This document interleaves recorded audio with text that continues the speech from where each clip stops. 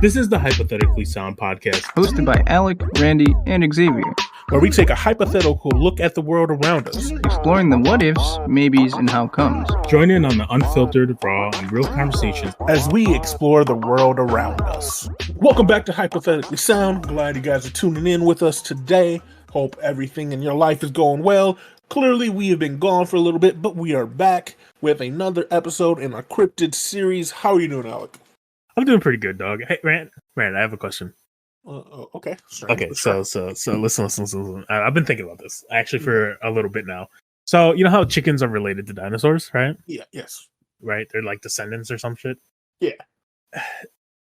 Do you think that means like a T-Rex tastes like chicken? I'm gonna say maybe.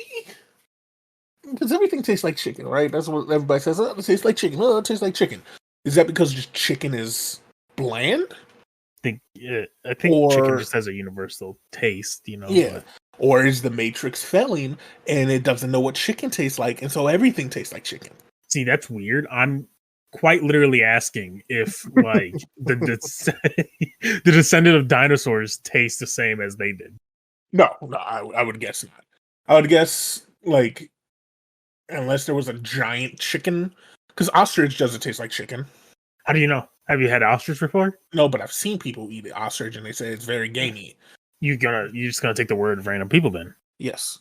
That's crazy. I don't think anything tastes like chicken. I think the reason chicken tastes like chicken is because of how we have conditioned chickens to live. So they're very not gamey. They're very monotone flavors. Also, just because of how they live and grow. Also, we are assuming that a chicken and ostrich are related, but I do not think they are. Aren't they? They're birds. Aren't like a chicken and a duck related in some form? I do not think a chicken and a duck are related. Aren't they like the same like avian bloodline?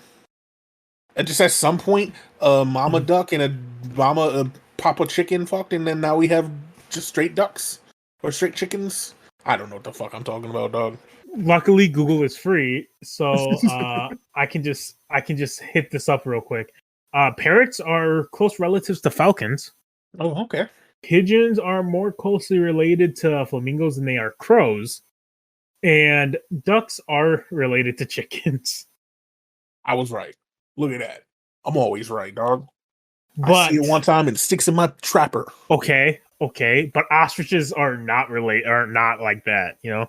Yeah, understandable. You know, they're big ass flight birds where chickens are flightless birds. Ostriches cannot fly, Ran. Ostriches can fly? They cannot fly. They can fly farther than chickens? They cannot fly. Ostriches can fly. They can fly. You know what? Let's play another game. No, wait. Google is free. Can ostriches fly? The answer is no. I could have swore they could fly. But they're fast as hell. I honestly thought they sped to like their 60 miles an hour jump and like flap little tiny wings. I think like top speed's 40. Guess what? Google's free. Let's see how fast it is. How fast can an ostrich run? 43 miles per hour. That was close. You thought they could fly, bro. Hey, dog. You know, they're not some planes. They don't just run at full speed and put out their wings and the air current brings them up. Maybe that's how the people who made the planes came up with the idea. They were walking around, they saw an ostrich run super fast, and then slowly lift off the ground and just glide. Adult ostriches weigh between 250 and 300 pounds. Yeah, no. And it is 9 feet tall. Imagine a linebacker running at you like that. And he puts out his arms and he's not going to start floating. Hey, I thought maybe it was a possibility, dog. What I know about ostriches, I've never seen one. This is what I'm saying. You use an ostrich as a comparison is weird. You know, speaking of comparisons, you know that there's a comparison to the Loch Ness Monster in America? A comparison. Conspiracy comparison, yeah. Yeah, exactly. Comparison. And that's what we're talking about today. We are talking about the cryptid of New York and Vermont and a little bit of Canada called Where in Canada? Champ. Quebec. I was really hoping you'd mess that up. Nah, Quebec. Yeah, we're talking about Champ today, also known as Champy, the Loch Ness Monster of America. Bro, ain't it kind of weird that, like, there's so many Loch Ness monsters out there? Yeah. Or type Loch Ness monster type thingies in, like, water. It's not even, like, oceans and shit. It's lakes. Yeah. Like, what's stopping us from exploring a lake? You feel me? Right? A lake that's only, like, 100 feet deep at max. Okay, well, Google is free. And I feel like 100 feet. Yeah. It was a lot, yeah. I don't know. I honestly don't know. Well, like Lake Champlain, for example, where Champ is 125 miles long body of fresh water, shared by Vermont, New York, and a little bit of Canada. 400 feet. Oh, so yeah, it's not very deep for a big monster to be hiding. Yeah, I'm a big boy. I can almost touch your bottom if I swim. And what's interesting about this one compared to Loch Ness? So Loch Ness, we've talked about in a previous podcast. While it is very popular, not very many sightings of it. Like, the sightings are very limited and well documented. But with Champ, there have been over 300 reported sightings of it. So at least 300 people have went out of their way to document that they've seen this creature in the lake, in Lake Champlain. And the earliest one, which is why the lake is called Lake Champlain, happened in 1609 by Samuel D. Champlain, which is the founder of Quebec, interestingly enough, and the namesake for the lake. Apparently, people have come up and said that he is the earliest source of seeing it, while the document that they point to doesn't directly state it. They said that Champlain has been quoted in papers that he saw a 20-foot serpent thick as a barrel and had a head like a horse. I'm gonna keep it a $150 with you. I just found this body of water. I named it after myself. I want people to know about it. I think, like, shit, I saw a dinosaur too. Is that something you think people would think of in 1609? Like, don't get me wrong, legacy is always a human concept that they strive for. 1609, being a founder of a place, right, already, and then finding, like, a lake to name yourself, people are going to believe whatever the hell you say. Or, like, you're going to have believers and, like, less skeptics, right? Yeah. That's the word? Yeah, skeptics, yeah. So, like, yeah. I mean, how else do legends become legends, right? Like, someone needs to start bullshitting. Not true. Or missee something and then be, like, over-exaggerating it because it's just human nature. You over-exaggerate things and make it more interesting naturally. Like, yeah, same with, like, mermaids. That's how mermaids became popular. You got sailors out in the ocean or seas, and they're out there for a long time, and they mistake my brain went manatees as mermaids or these creatures. And they got sirens, which can be, a lot of times are contributed to just seasickness for the sailors, or sea illnesses for the sailors for being out there on their own for so long. Yeah, I mean, you just take, and I think it just makes things more interesting too. To be fair. Yeah, like, hey guys, I found a lake, or hey guys, I found a lake, named it after myself, and there's a fucking dinosaur in it. Which one just sounds cool? So 1609 is the first reported. In 1819, so 200 years later, plus, a report from a Plattsburgh Republican publication titled Cape Ann Serpent on Lake Champlain reports that a Captain Crum cited an enormous monster. He estimated the monster to be 187 feet long and approximately 200 yards away from him. Do you think he like reached out his hands to measure that? You know what I'm saying? Like when he was telling people, he's like, it was at least this big. I mean, how he would have to see it, like to estimate 187 feet from 200 yards away, so 2 football fields away. Yeah, for him, he probably had to spread his hands like only like 2 feet apart. That's the size of it. And so he was like, well, if it's this far away, let's just, I don't know how you come up with that guesstimation of like, oh yeah, it was 187 feet long. But despite the great distance, he claimed to have witnessed it being followed by 2 large sturgeons and a billfish. It is wild. That This man has some eyes. Right? Oh, I saw this giant monster, but then I also saw a couple sturgeons and a couple other fish following it. It might have been a log. I'm not sure. Bro, that's insane. Like, okay, seeing that thing from 200 yards, Mm-hmm. fair. Seeing the other 2 things behind it and being able to get a detailed, I'm assuming he has a detailed like description, right? Yes, yeah. Being able to have a detailed description of something that far away is insane. And maybe he had one of those like pirate. Yeah, he might have had those stethoscopes. Yeah, that's not what it's called. Telescope. Yeah, maybe he had a telescope. What are they called? Google's your friend. Telescope. I just said it. It's not a telescope. Yeah, it is. It's the It's same like thing. It's like an omniscope or something.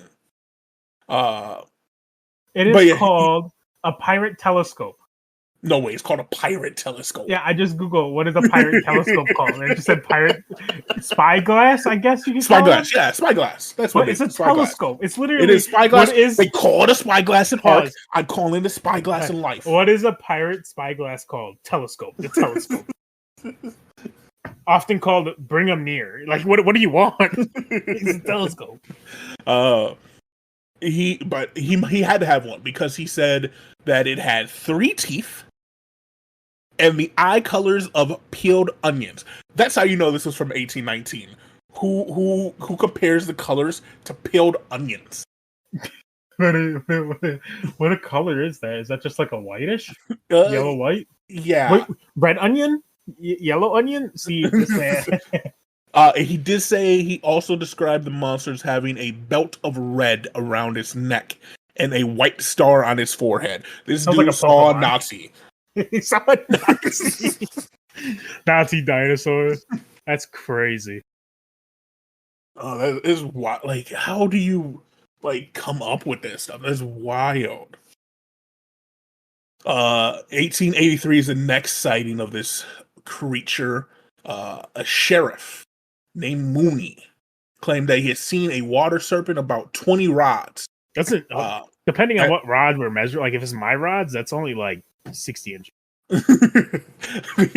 In this instance, it is equivalent to 110 yards. Okay, so not mine. Got from it. where he was on the shore. He claimed that he was so close he could see round white spots inside its mouth, and that the creature appeared to be about 25 to 30 feet in length.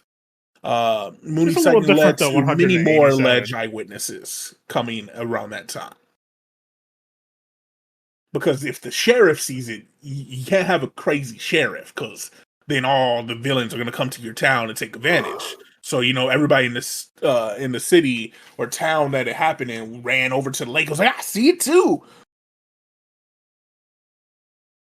Yeah, that's fair. I mean, yeah, again, it's back in the time where like 1 or 2 people start saying it, and it's like, hell yeah, you're right. There was a dinosaur in that lake all along. And then now we get to what makes this a tourist destination. Like, so all that history is easily debunkable.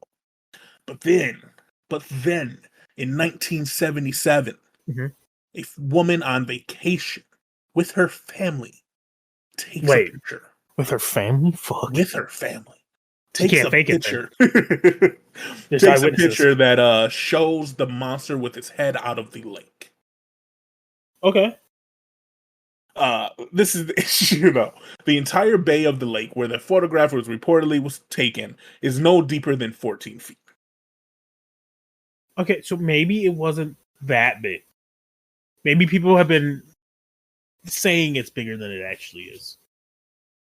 You know what I'm saying? They see, It has been only men up until this it's point. 8 inches. It has been only men up to this point talking about how big it is. So, like, the chances are very good that they may have over-exaggerated it a little. Yeah. So they sent the photo to get authenticated. And the person who was authenticating realized that the two most vital elements in verifying the photo were missing. She didn't have the negative. She said she threw away the negative and could not locate where she snapped the photo. Okay, so she's lying. That's what it comes down to. Like, if you have the negative, you're able to blow it up and see it in greater detail. And then, while the picture should have given away the location to not know exactly where you took it, I guess that makes sense. Like, I've taken tons of pictures, and I couldn't tell you the exact location that I was standing when I took it, but it's still weird that she threw away the negative if she was going to authenticate the picture. Yeah, I don't. It's weird. It is very weird. So there hasn't been too many recent sightings. There was a video taken by a fisherman named Dick and his stepson Pete in 2005. I don't know why that's funny. It's funny. It's just Adventures of Dick and Pete out here. Fucking, we're gonna go hunt a dinosaur. They said that the images may be interpreted as either the head or neck of a pylosaur-like animal. So just like a long neck. Mm-hmm. But a lot of people are thinking it might just be an eel, just a large eel, freshwater eel. The FBI, 2 retired FBI people looked at it and was like, it could be whatever. But yeah, other than that, there hasn't been too many things. A lot of people are saying that, yeah, it could be eels, or they could be part of the crocodile family and just be large crocodiles, freshwater crocodiles. But in the heart of that town and the Champlain Lake, Champ will always be their breadwinner. It's an important part of the culture, obviously, for the city. Has such a large history. They have Champ Day there. The Vermont has a baseball team where the mascot is Lake Monster.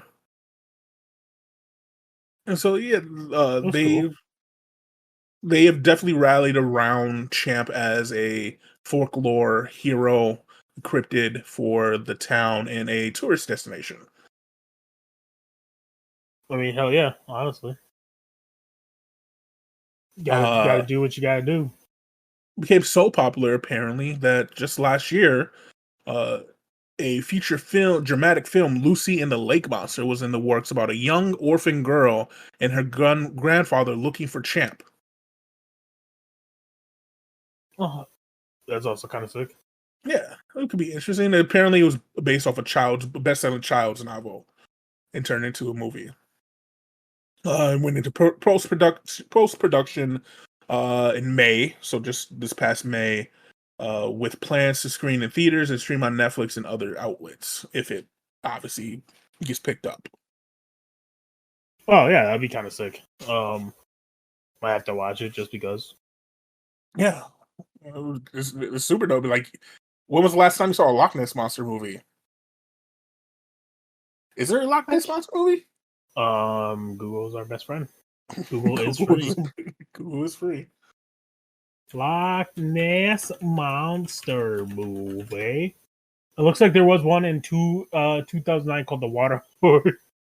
2007. Sorry. And there is it's called the Water Horse. Yeah, there's a Loch Ness horror movie. Looks like it's coming out. And then there is Loch Ness, which was a fantasy adventure film in '96. That's all I've seen so far. $1 million idea, dog. Possibly $1 billion, possibly $1 trillion idea.